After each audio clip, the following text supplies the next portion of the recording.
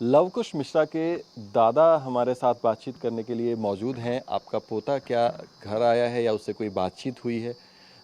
कब बातचीत हुई थी आखिर में? हमसे कम से कम उनसे 1 महीने से नहीं बातचीत हुई उधर। हाँ, हम यात्रा में गए थे, उसके 15-20 दिन पहले वो मतलब आटा चावल लेने के लिए आए थे।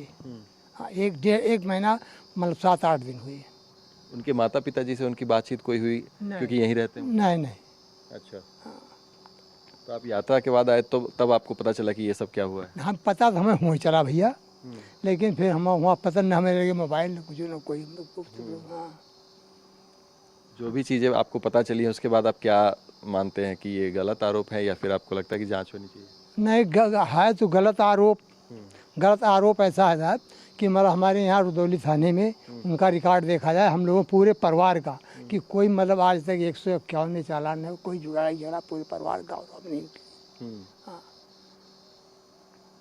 तो लवकुश जो है वो कितने समय से काम कर रहे थे मंदिर क्षेत्र में? मंदिर पे तो पहले ये काम करते थे कार सीज का, पहले दिल्ली में थे, उसके बाद यहाँ है फैजाबाद में शहादतगंज में सागर वाले के यहाँ काम करते थे। ये हमारे ख्याल से मंदिर का इनका काम 4-5 महीने से हुआ। किनके संपर्क में आने से ये हुआ है? किस नौकरी किसने लगवाई? ये तो हमें लोगों को पता। अनुकल्प मिश्रा से क्या रिश्तेदारी है आप लोग? कोई हमारा कोई रिश्ता नहीं। लोग कहते हैं कि अनुकल्प के बहनोई लगते हैं वो। नहीं, कुछ भी कहे, लेकिन हमको ये नहीं पता है कि कौन है। लवकुश की शादी कहाँ हो रखी है? लवकुश की शादी इधर पूरा हुई है साहब। अरे ये मसौदा साइड में। लेकिन आपका पोता इतने दिनों से संपर्क में नहीं है, कोई बातचीत नहीं है, आपने पता करने की कोशिश नहीं की कहाँ? तो कहाँ पता लगे जब उनका फ़ोन नंबर कौन चीज़ यही है, नहीं हम जानते हैं कहाँ रात कहाँ नहीं, तो कहाँ पता। उनके माता पिता ने उसने कोशिश की जानने की? नहीं, कोई ज़रूरत नहीं उन लोगों के साथ।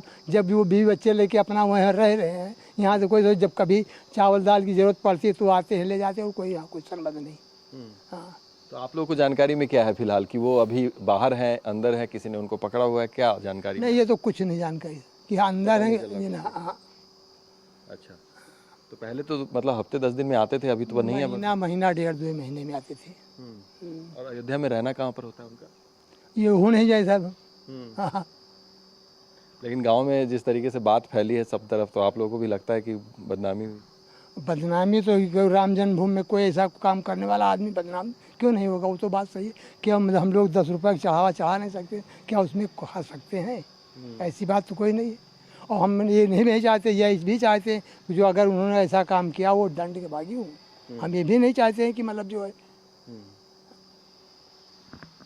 तो लवकुश मिश्रा के दादाजी हमसे बातचीत कर रहे थे। उनका कहना है कि पोता घर नहीं आया, पहले आता था राशन के लिए लेने के लिए यहाँ पर महीने में एक बार या फिर 15 दिन में एक बार आता था, लेकिन अभी कई दिनों से 1 महीने से ज़्यादा हो गए, लेकिन वो अभी तक घर नहीं पहुँचा है।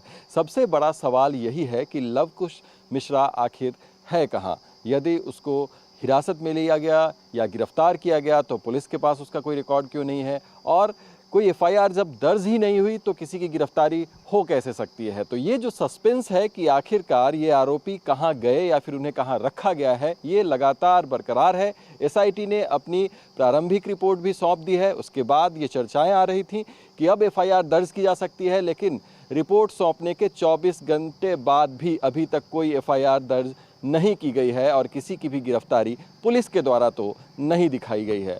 ऐसे में सवाल ये भी उठ रहा है कि क्या अवैध हिरासत में इनको रखा गया है? टीवी 9 भारतवर्ष के लिए सुभाष भट्ट के साथ अयोध्या से मैं अभिजीत ठाकुर।